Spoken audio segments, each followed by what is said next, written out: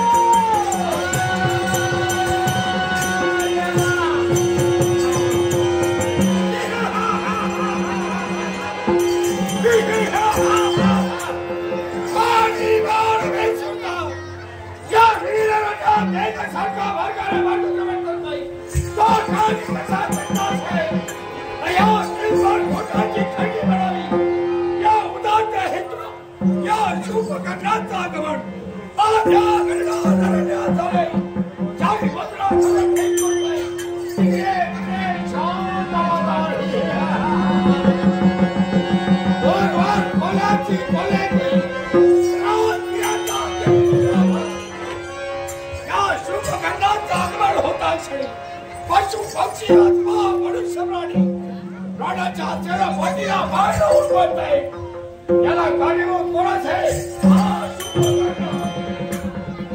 पण या अरण्यात एका सारखा प्रमाण करतोय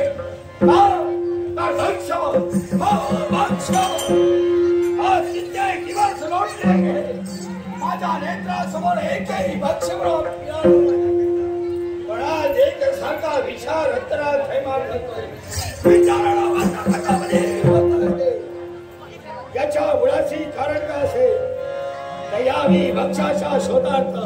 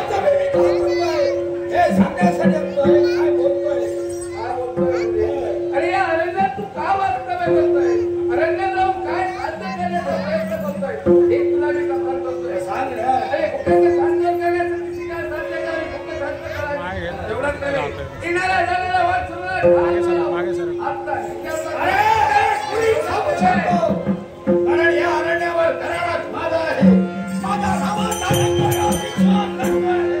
हे सांगूनही तुझा विश्वास बसत नसे.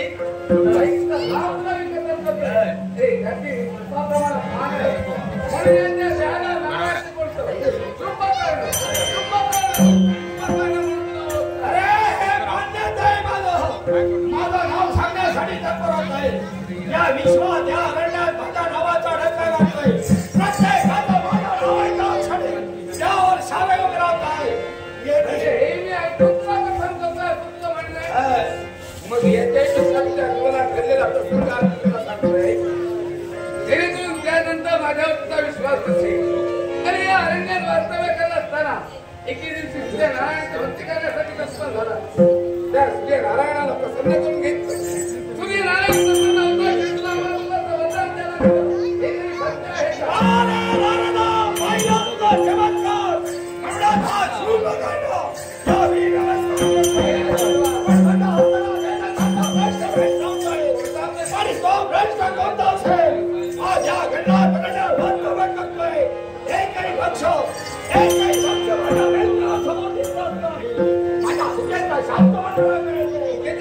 तुला भक्षावय एकत्र वेळ प्रतिदिन तुला भक्षा मिळते असा मार्ग मी तुला कथन करीन. समोर पहा समोर दिसणार हस्तलापूर्ण अनेक मानव वास्तव्य करताय. काही मानव आहे ते खाऊन संपणार नाही एवढे मानव त्या ठिकाणी समोर नितारी हस्तिनापूर नगरी. त्या हस्तिनापुरात असंख्य मानव म्हणजे माझ्या भुक्याचा शांतवान मानवी मौन समक्षात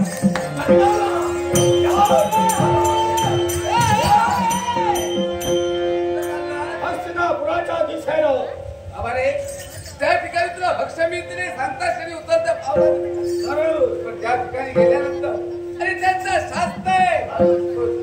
त्या ठिकाणी तुला रोखण्याचा प्रयत्न करेल. काय करशील? कोण शास्त्र काय त्याचं नाव? या राज्याचा राज करता राजा पुरुलावा हा त्यांचा शास्त्र आहे. आणि याच्या पुढं या विश्वात त्या भुकेचं शांतवलं तुला करायचंय. अरे जो जो जन्माला आहे तर प्रत्येकाने आपलं अस्तित्व निर्माण करावं.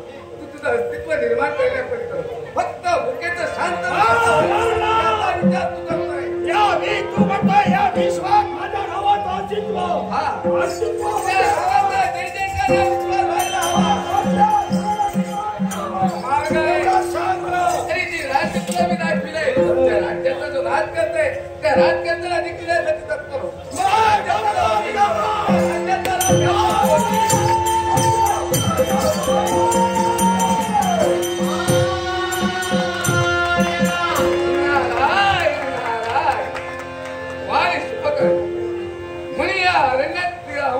मला काय साध्य करायचंय आणि जे तुला साध्य करायचं होतं ती साध्य करण्यासाठी सिद्ध होत असताना पण ते एकदम भीतीनं जिकडे तिकडे फैलावायला पळू लागलं.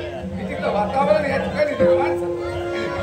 आज तुला मार्ग दाखवण्यासाठी मी तत्पर हे वैकुंठीचा नारायण जो मार्ग याला विसरला त्या मार्गाने जाण्यासाठी आज तत्पर होते. पण हे घडवत असताना जे नाट्य निर्माण या नाट्याचा सेवटी छोड व्हायला तो केवळ तुझ्या आशीर्वादाने बाबा एवढी तुझ्या एवढी तुझ्या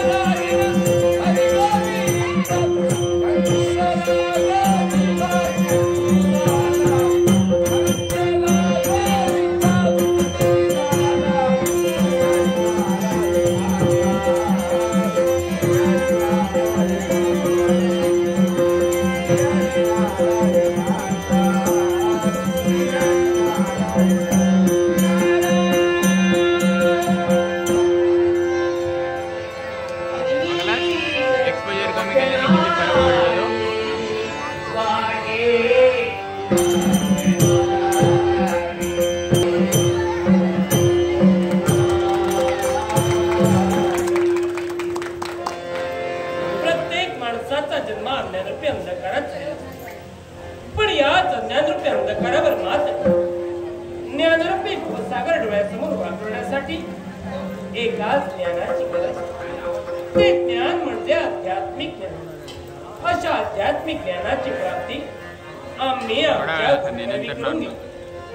शस्त्र अस्त्र शास्त्राने या चतुर कलात आम्ही पारंगत झालो. एक क्षणमुहूर्त आमचा राज्याभिषेक करण्यात आणि हस्तिनापूरचा राजकिरीट राजकात्राच्या पूर्वबाच्या मस्तकी बहाल करण्यात. पण याच पूर्वबाला जर का आपल्या पाश्चात्य जीवनाकडे डोकावून पाहिलं, पाश्चात्य जीवनाचा इतिहास जर का आपल्या नेत्रासमोर ठेवला असेल तर तो फार आग्रहाने कृत प्रेत द्वापार आणि कलियुग 4 युगांची चौकडी. द्वापार युगाच्या ठिकाणी या विश्वाच्या प्रभू रामचंद्र म्हणजे त्रेतायुग आणि या त्रेतायुगात आमच्याच वंशातील राजकर्ते म्हणजे राजा अजमेर या अजमेरांकरवी नकळत प्रभू रामचंद्रांचा अपमान करण्यात आला. एका रघुकुलात जन्माला आलेल्या देवतेचा अपमान राजा अजमेर यांच्या करवी घडल्यामुळे प्रभू रामचंद्रांनी राजा अजमेर यांना शाप दिला की यापुढे जन्माला येणारा दुखाव हा नपुंसकापासून जन्माला येईल. नपुंसकापासून जन्माला येईल. नपुंसकापासून त्रेतायुग द्वापार युगाला प्रारंभ झाला. या द्वापार युगाच्या ठिकाणी हस्तिनापूरचे राजकर्ते म्हणजे राजा हिला राजा उचित क्षत्रिया असेच बघया शास्त्र से बोलते. कमरेला विखा घालायचा ऋण अरण्याच्या ठिकाणी जावं ईश्वर पदाची शिकार करावी या उदात्त हेतून हिला राजे अरण्याच्या ठिकाणी मुळ्या साध्य करण्यासाठी गेले. त्याच वेळी विश्वाची आदिमय आदिशक्ती म्हणजे पार्वती माता आणि विश्वाचे विश्वंभर म्हणजे शिवशंभू भोले हे एका अरण्याच्या ठिकाणी प्रणय क्रीडा करत होते. प्रणय क्रीडेत व्यत्यय निर्माण होऊ नये म्हणून काही क्षणापुरता त्या अरण्याला त्यांनी शाप दिला होता की जो कुणी पुरुष या अरण्यात पाऊल टाकेल क्षणार्धात त्याचं स्त्रीत रूपांतर होईल. स्त्रीत रूपांतर होईल. मृगयाच्या मागे धावत असणारे राजकर्ता हिला सहज त्यांची पावलं त्या अरण्यात पडली आणि हिला राजकर्त्यांची हिला राजकन्या नभो मंडलातील 9 ग्रह आणि त्यातील नपुंसक ग्रह म्हणजे बुध ग्रह. या बुध ग्रहाची नजर हिला राजकन्येवर पडली. बुध ग्रह हिला राजकन्येवर मोहित झाला आणि या दोघांच्या मिलनातून ज्याचा जन्म झाला, या 2 नपुंसकांपासून ज्याचा जन्म झाला तो हा हस्तिनापूर नरेश, तो हा हस्तिनापूर सम्राट राजा पूर्णवा. राजा पूर्णवा ज्यावेळी आमचा राज्याभिषेक सोहळा चालू राजमार्गाच्या दोन्ही बाजूला सौभाग्यवती स्त्रियांची संचारती घेऊन आमचं औक्षण करत होतो. बाजार चौकार मानाचे मानकरी पदाचे पदाधिकारी आपापली आसनं सोडून उभे ठाकले. एक सारखा पूर्णवाचा जय जयकार करू लागले. तो क्षण आठवला. ते दिवस आठवले की जणू जीवा आणि शिवाची भेट होते की असा भास आमच्या मनी होऊ लागला आणि ते म्हणून पुन्हा पुन्हा आमच्या ओठांद्वारे बाहेर पडला. पुन्हा पुन्हा